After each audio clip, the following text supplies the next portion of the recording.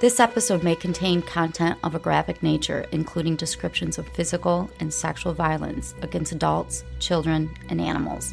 Listener discretion is advised. Hi everyone, I'm Talia. And I'm Tanya. And together we are Crimes and Consequences, a true crime podcast.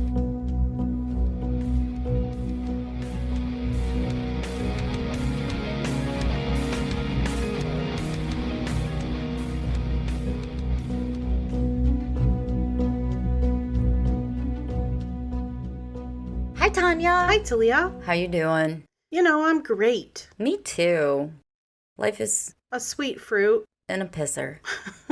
I hope everybody else is doing great. I have a wonderfully exciting true crime story for you guys all today. Are you ready for this one, Tanya? I am. It's weird. Great. I love the weird ones. Yeah, They're so fucked. Anyway. This is so weird. If you haven't done so already, just do us one tiny favor because it does help if you hit that subscribe/follow button on your favorite app. And let's get to the story. Oh, yeah. There you go. Awkward silence. The focus of the story is young teen, well, I shouldn't say teen, a young couple. And it's kind of a well-known story. It's about Jasmine Richardson, but I didn't know this story. And we were talking before we started, and you knew a little bit about it. Mm-hmm. But not all the details. No, not all the details. So you ready for them? I am. Jasmine Richardson was born in March of 1993. And she was born in a small town in Alberta, Canada. So this is a Canadian story. She was born to Debra. That's her mom. She's 48 years old. And Marc, that's her dad. He's 42. Richardson. A little bit of a background. Marc and Debra met in 1990 while they were working out at the gym. Oh, that's cute. That's great. They were married in Toronto, but they moved to Medicine Hat, Alberta, after being married for 15 years. And I've heard of Medicine Hat, but I don't know much about it. Marc was described as a handsome man, and Debra was described as absolutely beautiful. Oh. Not that that matters, because ugly people matter too. Ugly people's lives count. Debra was known for her huge smile.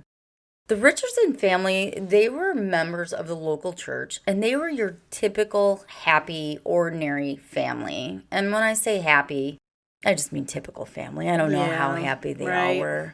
It all looks nice from the outside. Right. And before the fateful night, Marc and Debra had been happily married for 2 decades. Before they had children, both of them were recovering substance abusers, but they completely turned their lives around and they ended up creating a successful life for not only themselves, but their marriage and their family, and they were doing really well. And they had no skeletons in their closet. Like, they had this past, but they got beyond it, and they literally made this amazing life together. Debra was known as a fierce mama who would do anything to protect her kids because they did have kids. In 1993, Debra gave birth to Jasmine. And Jasmine was a sweet, beautiful, perfect child.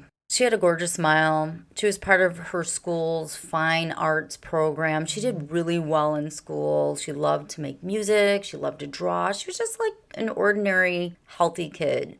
And her parents made sure that she attended a Christian school. That was very important to them. And at that school, she befriended everyone. Everybody just liked Jasmine.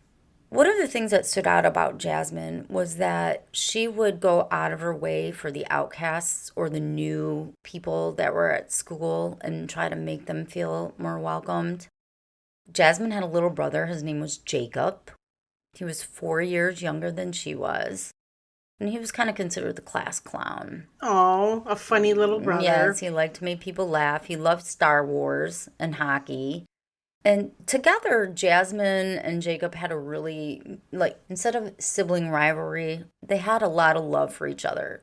Jasmine was always taking care of Jacob, and she just adored him. Unlike how I feel about my little brother, but anyway. Marc and Debra ran a tight ship, and they monitored their children's activities carefully. Some people might consider their children to be sheltered, But other people might consider it the way you should probably parent now. Not that I'm the parent of the year. I mean, but their online conversations were closely monitored. Yeah, you gotta watch that. They were just protective of their children.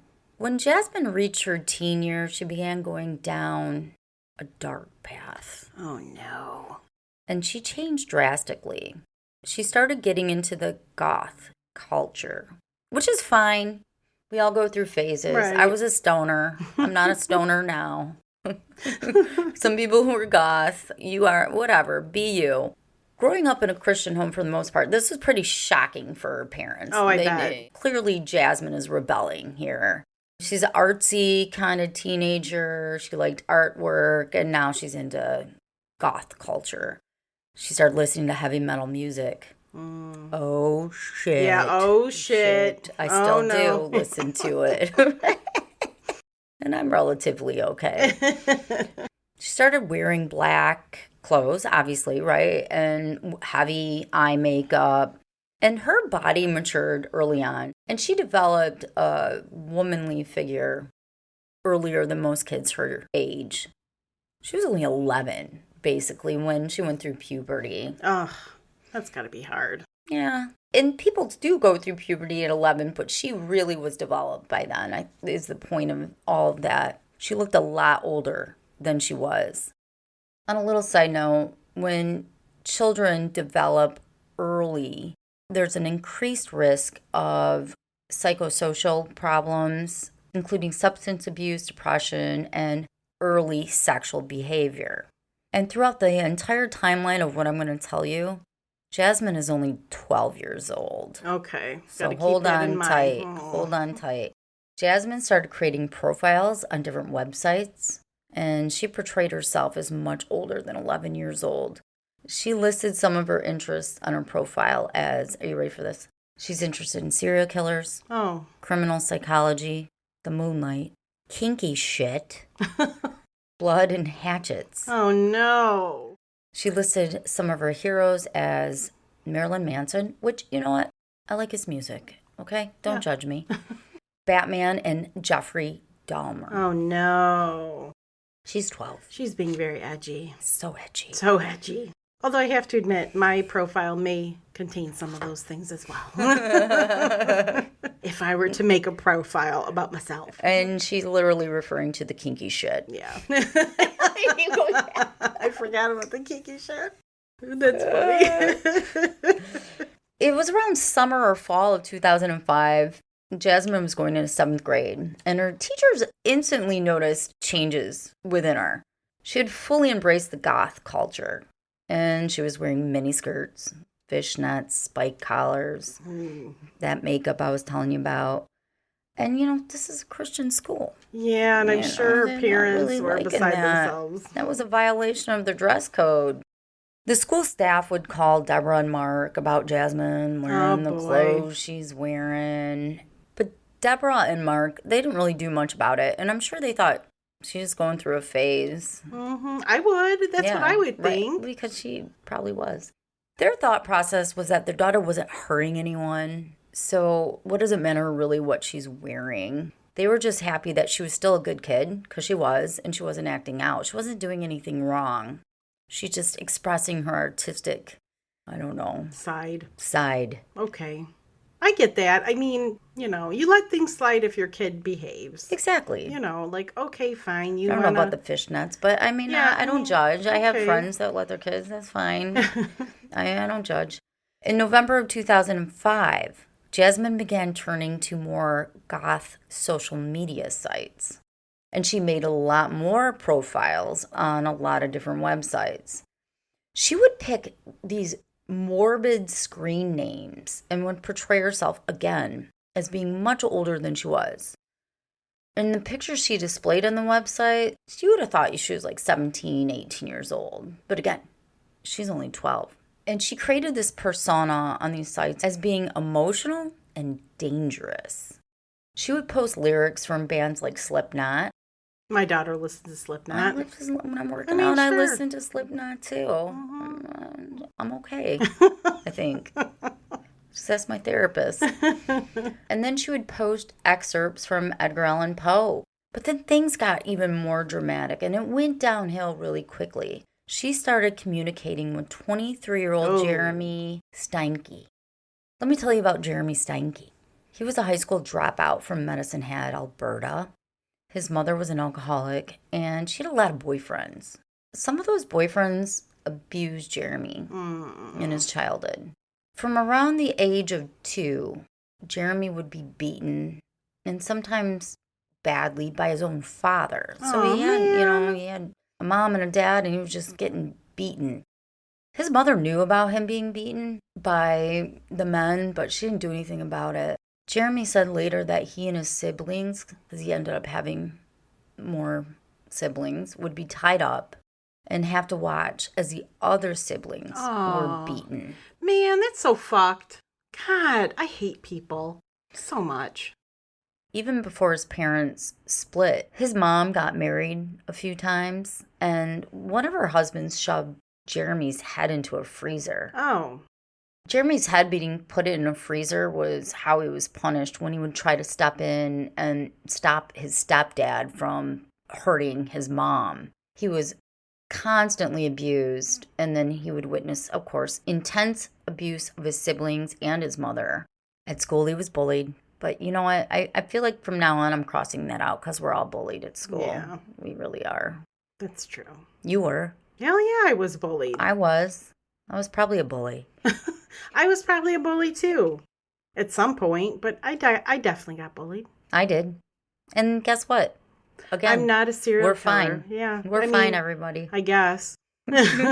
Just ask my therapist. He was nicknamed Stinky. Well, his last name is Stanky. Yeah, so I mean, I can totally see that. Or Steinke. I mean, it's close. Right, that is close. By the time he met Jasmine, he'd already tried to commit suicide once. Oh.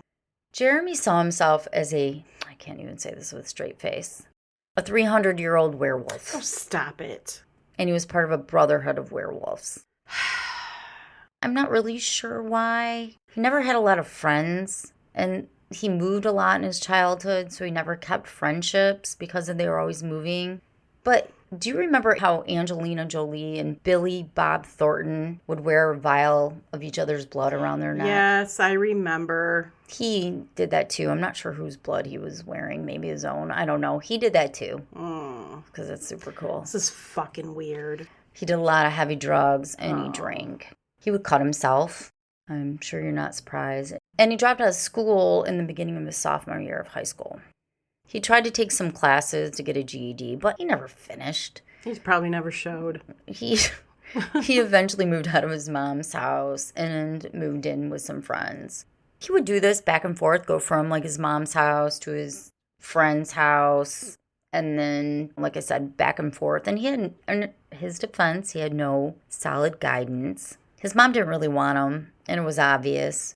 She brought all these bad men in Jeremy's life and just allowed horrific things to happen to him. Jeremy had ADHD, and he wasn't what you would consider a ladies' man.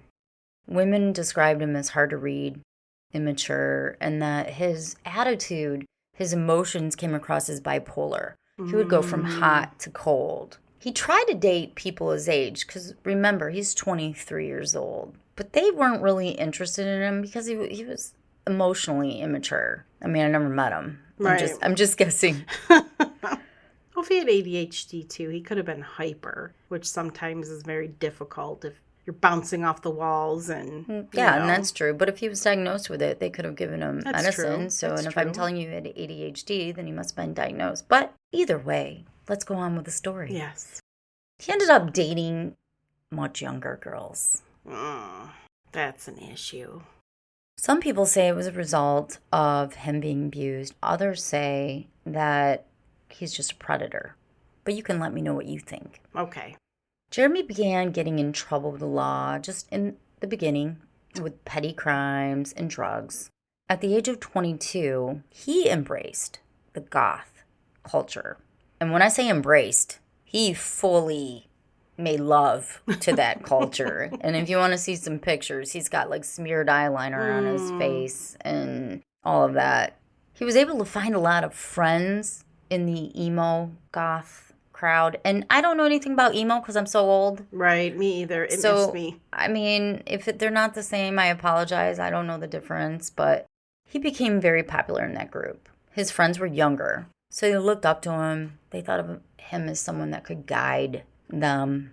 And all the girls in this young emo goth group just loved him.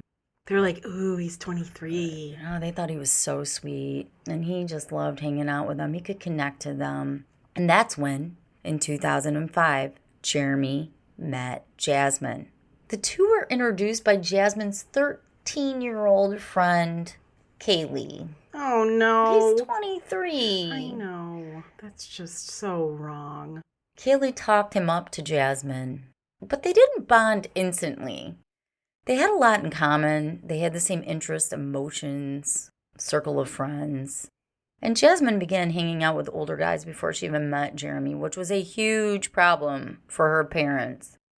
Jasmine was going out with a lot of her friend groups, and her parents didn't approve anymore of what she was doing and how she was acting. Remember before, I was like, they're okay with the way she dresses, but now she's starting to act out. Oh, boy. And then she started arguing with her parents, and she just developed this hatred towards her parents.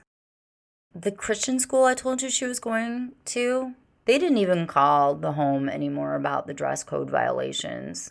Now they were calling about her attitude. They're like, you know what, let her wear what she wants to wear, but now she's acting like a fucking spoiled brat, or I don't know. I'm adding to the story. She's doing something. She's doing something. The guidance counselor at Jasmine's school called Jasmine's house and let him know that Jasmine asked to be put in the foster care system. What? Are you shitting She me? wanted it. Stop it. The guidance counselor was like, why? What? Yeah, what? And she said she just hated her parents' rules. Okay, well, the foster care system is not going to be any better. It's going to be 100 times worse. I don't like rules. I don't like the rules. My parents' rules. They make me do the dishes, and I have to like be home. And I know, I can't I see have my to- 23-year-old boyfriend. They disapprove of my friends. It's stupid. Come on. Did she think the counselor was going to be on her side? Oh, yeah, girl. Let's get you into that system. She was tired of being grounded. Oh, dude. I spent my whole fucking teenage years grounded. I did too. I swear. I was grounded for a whole fucking month once. I was grounded constantly for doing dumb shit. And when I say dumb shit, it's like, oh, I didn't do the trash when I was supposed to. Like, I did nothing. I was a good kid. I never did anything wrong. And I was always fucking grounded. I have no comment. Always. Around Valentine's Day in 2006, Jeremy sent Jasmine an email asking if she would be his girlfriend. Oh, isn't that sweet? Because we don't have the balls to just like talk to somebody anymore. And again, she's 12. She probably He's loved 23. it. Oh. They went on their first date and attended a punk rock show. I don't even know. I think the email was before their first fucking date. Later on, Jeremy would claim that Jasmine told him she was 16 years old. And that makes it okay, I guess. Yeah. It's still fucking gross. Jasmine said she told him she was 13.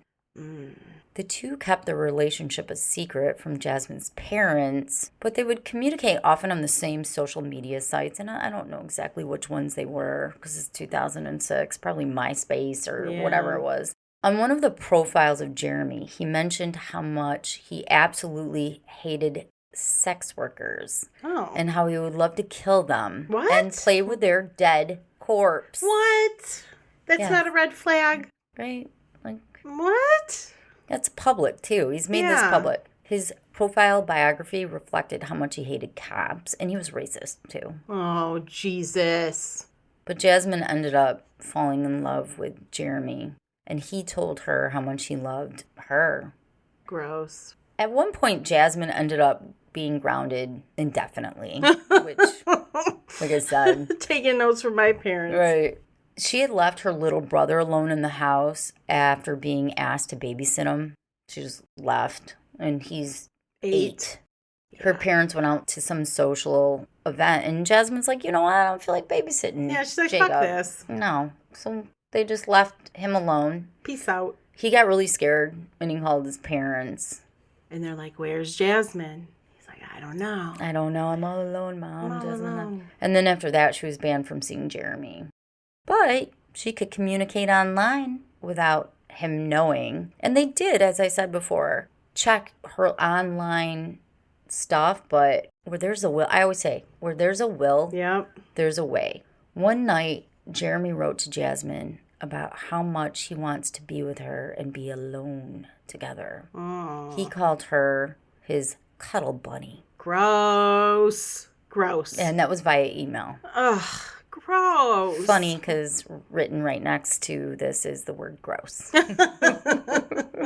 Debra and Marc started worrying about the online communication she was having with Jeremy. They knew she was somehow communicating with him. So they ended up taking her computer away, and they literally packed it up. Oh, man. Which pissed her off. She would vent to her friends about her parents, but... We all do. Yeah. I still bitch. You do. Even Jasmine's friends, though, agreed with her parents. And they're like, Jeremy is weird and gross. And he is gross. He's gross. You guys can see the pictures of him. He's kind of gross.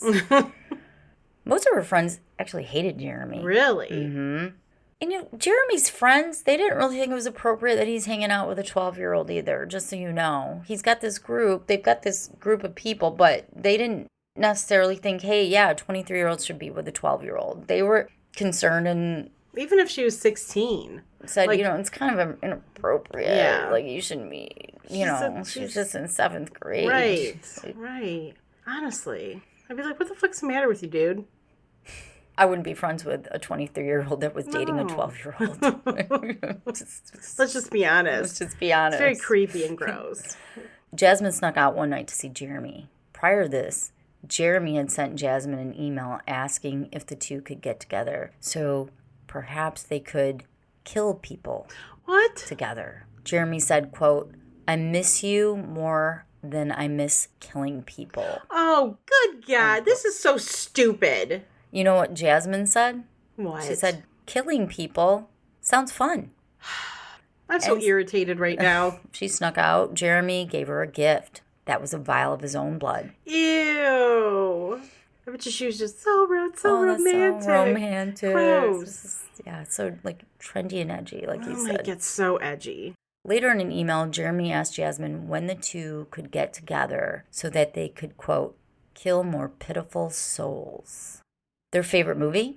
Natural Born Killers. I was just going to say, is it Natural Born Killers? Yes, they wanted to reenact the movie, and they wanted to make the victims Jasmine's family. Really? But before I tell you more, we're going to take a quick break.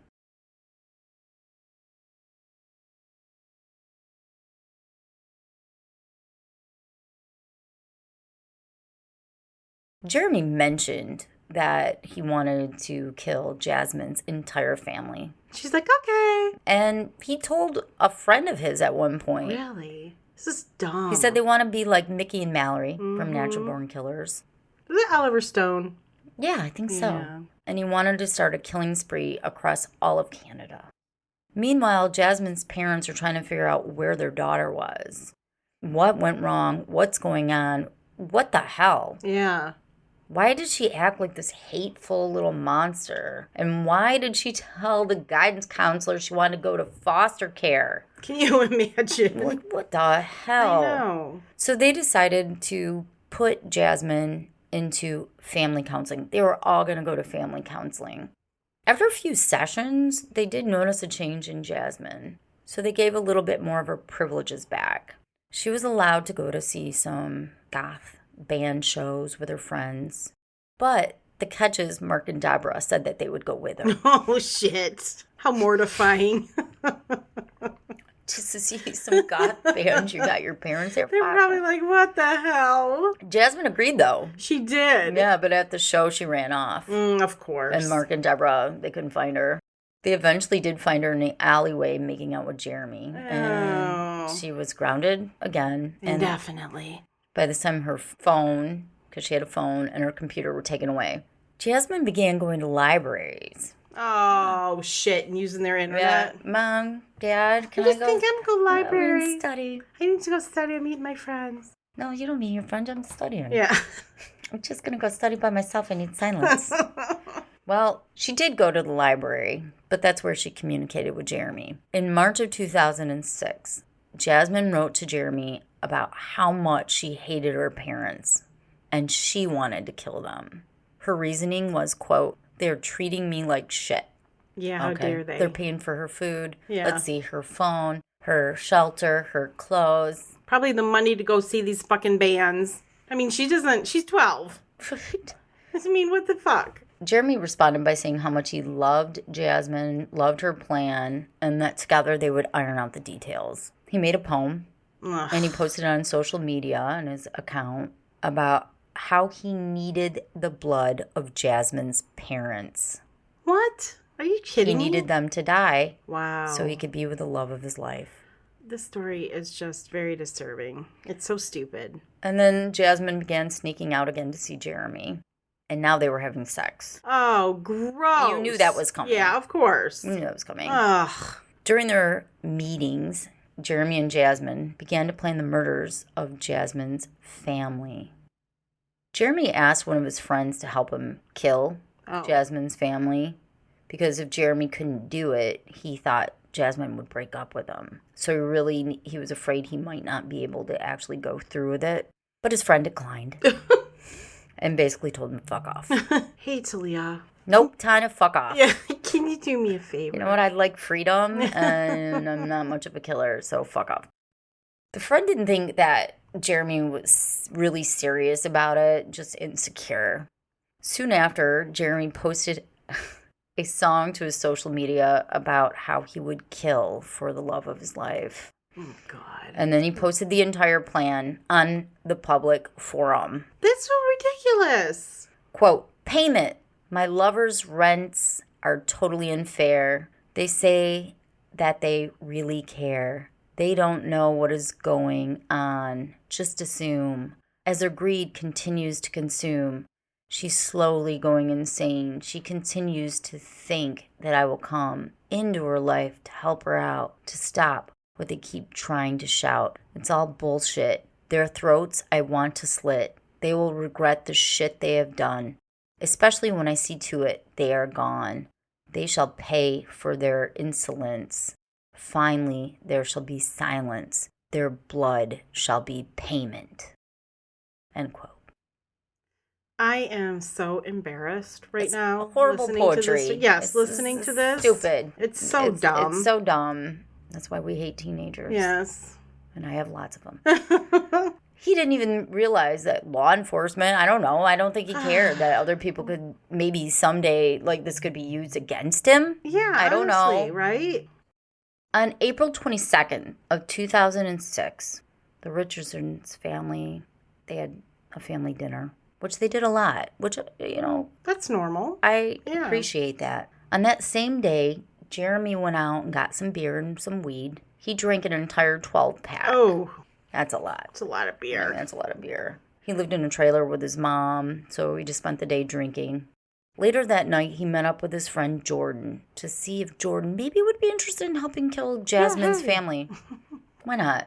Let's just ask everybody I know if they'll help me murder these people. It's so stupid. I know. He begged Jordan, please help. But again, this friend said, nah, I'm going to pass.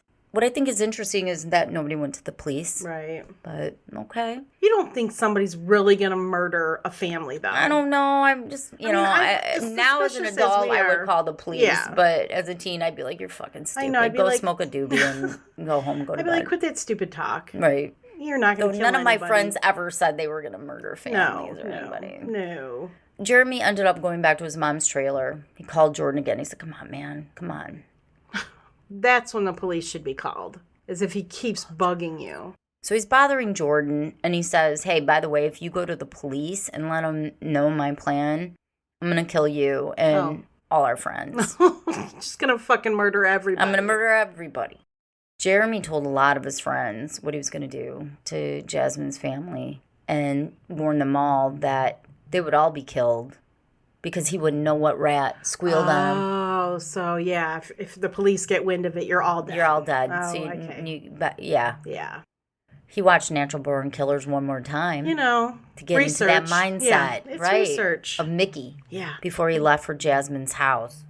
He's all pumped. At 3 a.m. that same night, Jeremy met with his cocaine dealer. Oh, what? And he snorted 6 lines of coke. What? He drank some vodka with his dealer. Oh. And then he added some wine and took some ecstasy and then snorted 2 more grams of coke. Jesus Christ. What? He's 23. He's going to live forever. I would Honestly. be dead. And for our listeners, this wasn't unusual for Jeremy. He was, I told you before, into drugs and drinking. Around 4 a.m., he made a drive to Jasmine's house. I'm sure that was a very safe drive. Yes. When he got there, he threw a pine cone at Jasmine's window to wake her up, as if somehow she's sleeping when he's going to come murder her family. Right. Hey, I'm here. She then let Jeremy in through the basement window, and he had a knife on him. Jeremy wasn't very quiet. He's a sloppy fucking mess. That's because he's so high. And drunk. Yeah, he high probably and drunk, can't be. He doesn't know what the fuck. Yeah, right? He woke up the entire house. Because he couldn't be quiet, because he couldn't sneak in, because he's high and drunk. Yeah. Have you ever tried to be high and drunk and try to be quiet? I mean, I don't know anything about it. I don't know anything. Hypothetically speaking, I bet it would be imagine. hard. Deborah was the first to wake up, and she ran down to the basement because she thought Jasmine was trying to sneak out again. Oh. And when she got to the basement, she met Jeremy face to face. He was wearing a mask. Oh, that's gotta be creepy. Fuck. Fucking terrifying, right? Basement, mask, guy with a knife. He immediately slashed Deborah with a knife, and she fell. He began stabbing Deborah in the torso over and over again, a dozen times. Deborah didn't go down quietly. She was making a lot of noise, and Marc woke up. He heard all these sounds and screams, and he ran to the basement in his black boxer shorts. He grabbed a screwdriver on the way down. He just was grabbing whatever was on his way. He got attacked by Jeremy, and Marc started pushing his thumbs into Jeremy's eyes. Oh. Jeremy ended up getting out from under Marc, and then he began stabbing him more. But Marc is a badass. He was able to grab Jeremy's throat, and he started choking him. But Jeremy just kept stabbing and stabbing him. Jasmine ran up the stairs after seeing all this. I don't know. She couldn't handle it, even though this is she wanted what she wanted. Marc was yelling out, "Who are you? Why are you doing this?" Jeremy replied that this is all happening because of the way he and Deborah treated Jasmine. He also said to Marc, as Marc took his last breaths, "Your daughter wanted this." Oh, that's terrible. Those were the exact last words that Marc heard. That makes me really, really sad. Me too. Jeremy then went upstairs to see what Jasmine was doing. He heard Jasmine talking, but he couldn't understand what was being said because he's running upstairs. This is very brutal. Jasmine went up and saw her terrified little brother, Jacob. He was hiding under his blankets. Jacob heard Jasmine come into his room and asked her, "What's going on?" Jasmine told him, "Just go to sleep and she's going to go to bed." Then she put Jacob's head in a chokehold position and started squeezing. Oh no, this is awful. She was trying to put him to sleep. Jacob was able to get free, and he ran out of his bedroom into the hallway. Jasmine knew that Jeremy was coming up and wasn't too far behind her, and that Jeremy was covered in blood. She, and Jacob's gonna see this. And by the way, there was blood all over the walls and up the stairway when the police eventually arrived. So now Jeremy and Jasmine have this problem. They have Jacob. And one of them, it depends on who you believe, said, "We can't just leave him." So Jacob was attacked. And he fought his little heart out before he was killed. Just like his dad. There was blood on everything in the hallway, by his bedroom, blood soaked in the carpet. He was stabbed and his throat was slashed wide open. He was only 8 years old. According to reports, Jeremy said that Jasmine slit her little brother's throat and then walked right past Jeremy. She ran the knife under water just to kind of rinse it off, and then she put the knife on the counter. which is where the police found it. Jasmine told Jeremy to go outside and wait for her, and she grabbed a bag she had packed and her mom's purse. But instead of waiting for her, Jeremy took off running, and he ended up getting into his vehicle and going back towards the direction of his mom's trailer. And Jasmine was left alone at the house. So that's why you don't really know who did what. She called a cab around 5:30 a.m. She got to Jeremy's house where they bagged up their bloody clothes. The two of them threw the bags of clothes in a dumpster behind this apartment building. They wiped down the blood from inside Jeremy's car, which was his mom's car. And then they drove to Jeremy's coke dealer's house. And Jeremy was an absolute mess. The coke dealer told police that Jeremy asked him how to clean blood off of knives to make sure there was no traces. And then Jeremy and Jasmine had sex at the coke dealer's house. Oh, man. Not long after that, they went to one of those parties that's just like everybody's on all these horrible drugs and, up until, right? whatever. And in the morning, it's morning, and everybody's still fucked up. And I've been there. I'm not judging. I've been there. And they're at this party. They're making out intensely. It's the early morning hours. And they were so on each other that everybody was uncomfortable. Because I think they're all coming down now. They're all coming down. They're like, man, it's like 7:03 in the morning. What the fuck are you doing? A witness said that Jasmine was rubbing up on Jeremy the entire time. And Jeremy confided in a close friend. His name was James. He said, "We killed my girlfriend's family last night. I gutted them like a fish." What a badass. Gross. Jasmine was overheard saying, "My little brother gargled." Oh, what the fuck? The Richardsons' bodies were found by Jacob's best friend, Gareth. Oh. I think he's like 8. Aww. He had asked his mom if he could go play with Jacob, and his mom said, "Yeah, go over." Oh, there. Shit. He went over to the Richardsons' home and helped himself inside, probably a neighbor, and saw all 3 bodies dead. Oh, man. Isn't that horrible? Oh, that poor little kid. He came running home and said to his mom, quote, "Mommy, there's bodies at Jacob's house with blood on them. I saw them through the basement window." So that's how he saw them. Oh, God. He made his mom come back with him to look through the window for herself. And she peered into the window, and she could see Marc. He was laying face up. He was only wearing his black boxers, and he was literally covered with blood, especially his face. His arms were raised, and they were still in this boxer position, like he's trying to fight. Yeah. Then Gareth's mom, Sarah, noticed a deceased woman, Debra. She was on the couch, covered in blood in the basement from the waist down. This was all, in the basement. Oh, for the record, Gareth, I forgot. Gareth is only 6 years old. Oh, shit. Sarah freaks out. Oh, yeah. She calls the police immediately. When the police arrive at the scene, neighbors were spoken to. One neighbor compared them to the Norman Rockwell family. They seemed like the perfect family, except for that one little goth daughter they have. That hated them.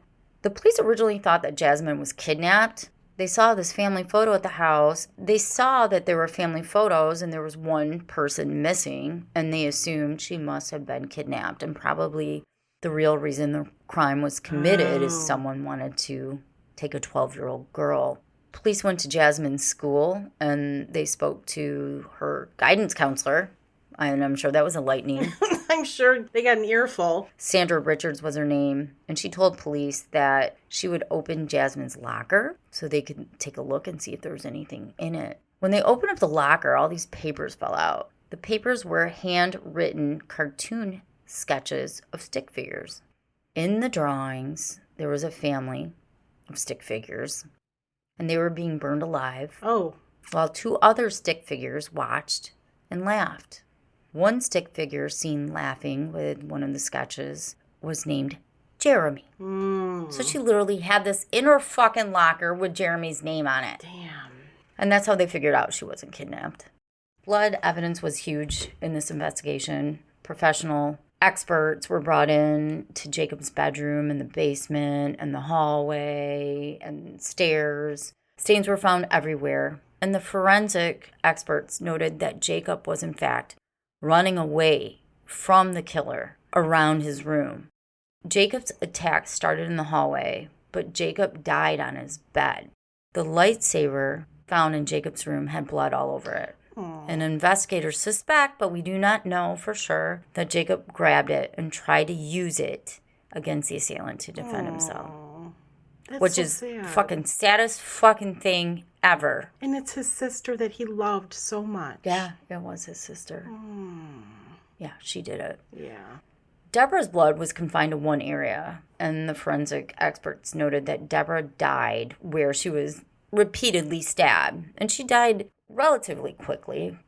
Blood was found on the light switch in Jasmine's bedroom, and this told investigators that whoever killed the family knew the house well.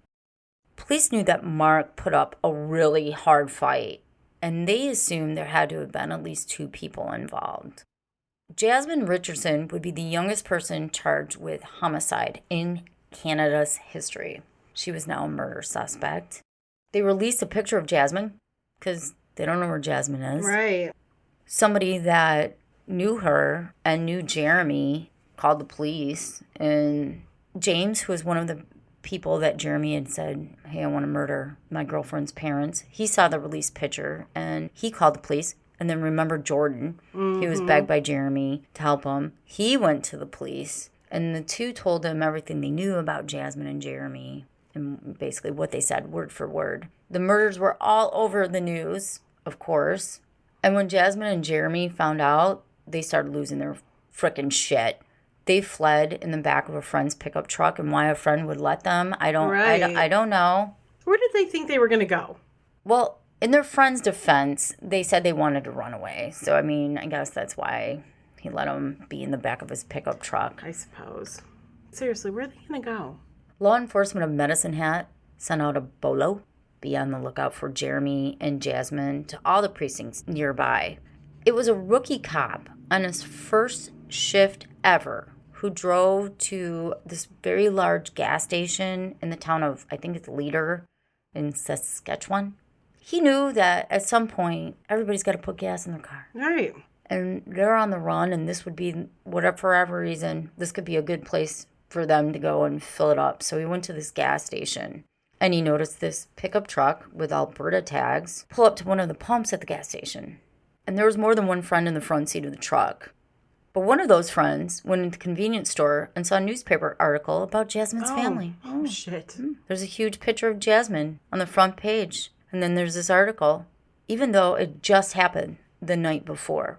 After seeing the headlines with a picture of Jasmine, the friend thought that someone must have broke in and killed her family because Jasmine She was so nice. Wouldn't do that. No. That was the only explanation. The friends bought the newspaper from the convenience store, and they showed Jeremy and Jasmine, who were in the back of the truck. Yeah, right. Both Jeremy and Jasmine laughed after seeing the newspaper, and Jeremy jokingly said, "Oh my God, that doesn't even look like you," to Jasmine. The coke dealer was supposed to be Jeremy's alibi, just so you know, for the night of the murders. Really? Mm-hmm. And Jeremy had a black eye because Marc gave him a black eye. But Jeremy lied to his friends and said the coke dealer gave him a black eye. So here you are. You have these kids in the front of this pickup truck. You have Jeremy and Jasmine in the back. They've got this newspaper. And, you know, they're looking at it and, they're kind of laughing. And they pull out of the parking lot and they go to this high school. Some of the friends were a little worried. I'm just going to say, they're like, what the fuck is going on? Yes. And the rookie cop I told you about, he saw them pull up into the gas station and he saw that it was Alberta plates. And so he started following them. Because you know they're up to no good. Mm-hmm. I mean, I'm just saying, when I was in the back of a pickup truck, I never did anything good after the age of 14. He called for backup, and when backup arrived, they created a plan to ambush the truck that they were all in. So I'm assuming by this time he had to have figured out, like, seen Jeremy and Jasmine. The police found Jeremy and Jasmine hiding under the blanket in the back of a pickup truck. So clever. Yes. He'll never find them. Jasmine didn't have pants on. What? No. Ew. Yeah. So I don't know what they were doing. I mean, I do know what they were doing in the back of that pickup truck. Seriously? Jeremy was put in one patrol car and Jasmine was put in another car. And on the way to the police station, Jasmine's friends, they weren't worried about being arrested for being accessories to murder in fact, but they were more concerned that Jeremy would be arrested for rape. What? That was their priority. Wow. And they didn't allow Jasmine to put her pants back on. Oh. That's what it says, but they probably gave her a blanket. Once back at the station, Jasmine was put into a holding cell while Jeremy stayed in the back of the patrol car he was in. While Jasmine and Jeremy were both being dealt with by investigators, there was the autopsy of Jacob, Debra, and Marc that was completed. Each of the autopsies took 2 hours. Jacob died from blood loss that was caused from his throat being cut. It had caught all his major arteries. Oh. He had 2 stab wounds to the face and 2 other wounds to the left side of his chest. He also had signs of strangulation. Oh. And remember I told you she put him in a chokehold? Oh, that's right. Yeah. Marc's body had 24 stab wounds. Damn. None of them were fatal wounds that would cause a death to be quick. So he died much more slowly. That's so sad. And Debra had 12 stab wounds, some of which punctured her lungs, and both Marc and Debra had defensive wounds.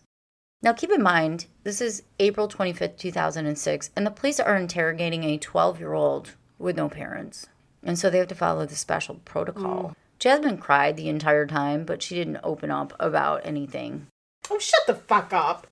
One of the detectives tried to be really understanding and made jokes and tried to get her to trust him, and she did fall for that eventually. She had a couple of variations of what happened that night, and then she just broke down and told the truth. But, you know, the truth. Who knows Her what version her of the version truth. of the truth. She told investigators how she originally tried to choke her brother enough for him to pass out, so she didn't have to kill him. So that's why she choked him. Sure. So she didn't have to kill him. Jeremy persuaded and pressured her to kill Jacob, according to Jasmine. She said that Jacob repeatedly said that he was too young to die. Oh. That makes me so fucking sad right now. That is so sad. Isn't that sad? She told the investigators that she didn't want her brother to suffer and that Jacob couldn't go through life without his parents. So that's why he was killed? But he's saying, I'm too young to die. Oh, man. She also admitted that Jeremy did what he did because he loved her so much, and that Jeremy helped her kill Jacob in the end. Oh, so she did admit she She participated? she did admit that she participated. She said there were certain things she couldn't go through with that Jeremy had to do to finish the murder. And I'm guessing that is the slash to the neck. Right. That's my take. I don't know. The investigators suggested Jasmine write an apology letter to her parents as a tactic that they would use against her. And she wrote that she wished she could take everything back. And then she wrote a letter to Jacob. And she apologized to him because she knows that he heard both of their parents being brutally murdered. Oh. And she apologized for scaring him so much. She proceeded to write that throughout all that happened, she still loved him dearly. She said that she wished they were all with her, since now she has nobody. Right. God. That makes me mad. This is But then again, heartbreaking. she's 12. I You know. It makes me mad, but she's 12. She asked them to forgive Jeremy. Okay, No. Jeremy can fuck off. Yeah, Jeremy can fuck off. Said he was under the influence of alcohol and drugs, Which which is is true. fucking true. Yeah. But you still know you're not supposed to murder people. And then he did it just because he loved her so much. So much. And he just wanted her to be happy. Whatever. After she wrote that letter, the investigator said, if you want to write a letter to Jeremy, you know, we'll give it. Yeah, we'll give it to him. We'll give it to him. Seems like this should be illegal. I mean, I'm just saying. Or people should be smarter. Yes. But then again, she's 12. She's 12. Jeremy was interrogated later that same day, and he admitted everything but the murder of Jacob. He said he was high on drugs. And he tried to convince Jasmine not to go through with any of it before it happened, even though he was the one that fucking did 3/4 of it. He also said that he would do anything for Jasmine. Okay, clearly. Yeah, that's exactly, been established. He volunteered the information that Jasmine is the one that slit the throat of little Jacob. That's the one that's hard for them to admit to, Yeah, right? Yeah, because they know they're fucking assholes. Yeah, then they know how fucking wrong it was. According to Jeremy, he didn't want to kill Jacob. Uh-huh, sure. But investigators told Jeremy that Jasmine said he was the one that killed Jacob. And Jeremy yelled, quote, "She cut his throat. She cut his throat," unquote. Jeremy then said that Jasmine was completely unfazed after all was said and done. And you have to remember, Jeremy is drunk as a skunk and high as a kite, and she's not. Right. She wasn't. No. She was completely sober. Yeah, she had a dinner with her family. Yeah, just, okay. Right? It's just evil. Evil. Notes were passed back and forth, and they were just gross. They basically just talk about each other's love for Ugh. one I'm another. gonna throw up. And they need to be together as soon as possible. And he proposed marriage in one of the notes. Oh, come on. She accepted. His child bride. So fucking... Give me a break. Jasmine went to trial in June of 2007. She was not even 14. She pled not guilty to 3 counts of murder. The trial lasted about a month, and the jury found Jasmine guilty on all 3 counts in less than 3 hours. Wow. In November 2007, Jasmine was sentenced to... Life? Nope. Nope. Oh, it's Canada. She probably Canada. got like 2 years. She got 10 years. 10 years. She got 10 years. Damn. That's a maximum sentence allowed, according to the Youth Criminal Justice Act. So she's out. She's out. Unbelievable. Yeah. Right? She spent 4 years in a psychiatric facility and 4.5 years under controlled supervision. That's it? So she didn't even go to like real prison. No. And 4.5 years of supervision means She's probation, out, right? Yeah, she's out. parole, So whatever she they was have in in the- Canada. Yeah. So she was in a psychiatric hospital for 4 years, and she then was she was 16. let go. Yeah. Wow. This is really sad. You know, in December of 2008, Jeremy was found guilty of 3 counts of first-degree murder, and he was sentenced to 3 concurrent life sentences. He will be eligible for parole after 25 years. So, what do we got? 10 more years. Yeah. After being the youngest person ever convicted for 3 counts of first-degree murder, Jasmine is out and living in Canada. Her location is unknown. She was released in May of 2016. Wow. She was deemed unlikely to reoffend and described as the poster child for rehabilitation. Maybe. I mean, she's fucking 12. I know. Maybe. I'm sure she's sorry. I guess. I mean, fuck. I would look back and just be She's so fucking disgusted. 12. I Shit. know. I mean, come on. With a 23-year-old predator influencing her. Right. Absolutely. She received an education in Calgary, and she lived on her own and went to Mount Royal University. Oh. Yeah. I'm conflicted. Well, I have to trust what the judge said. And the judge, his name was Justice Scott Broker, said, quote, "I think your parents and brother would be proud of you. Clearly, you cannot undo the past. You can only live each day with the knowledge you can control how you behave and what you do each day." End quote. That's the end of her story. Man. And fuck. This one was a pisser. Fuck. Damn. I don't like the ones where I get all conflicted. I know. I'm very conflicted. You know, she's 12. I'm I not know. conflicted about Jeremy. I'm never. He No. fucking No. He go can to fucking hell. rot in hell. No, I'm conflicted. I'm very conflicted. 12 Like you is said, young. she was. And she's doing good, apparently. I hope so. I hope so. But damn. I'm big in redemption. You're big in just kill him. Yeah. Just let him die. And Fuck them. fuck him. And nobody gets a second chance with me. Which is weird. I know. 'cause we are normally the opposite when it comes to Yes. that stuff. But she's doing well, so. I hope so. Like, I genuinely hope so. But I wonder who she lived with. Like, she's just young. Some family member had to take her in. Somebody had to help her out. God. Holy shit. Anyway. So that's the end of this story. It's kind of Wow. long. Thanks, Talia. You're welcome. I want to thank you guys all for taking the time to listen to this episode of Crimes and Consequences. If you haven't done so already, just hit that subscribe Please. follow button. Hey, please. On that app You want a bag? you're listening to. You want a bag? Yeah. We were just please, begging. pretty please with sugar on top. You can go to crimesandconsequences.com to check out more information on this episode. You can get some private, exclusive, subscriber-only episodes that are released every week. if you go to patreon.com/TNTcrimes, or you just hit that little button on your Apple Podcast app. And when you do all that, you get ad-free early releases of episodes such as this. I would like to add Patreon.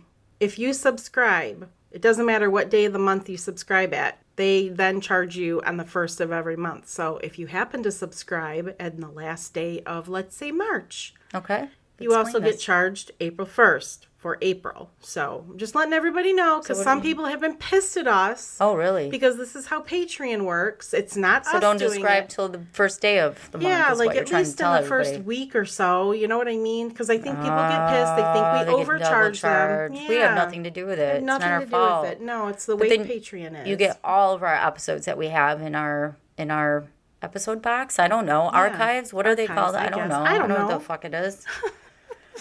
Anyway, until our next episode, y'all. Don't kill each other. Bye. Bye.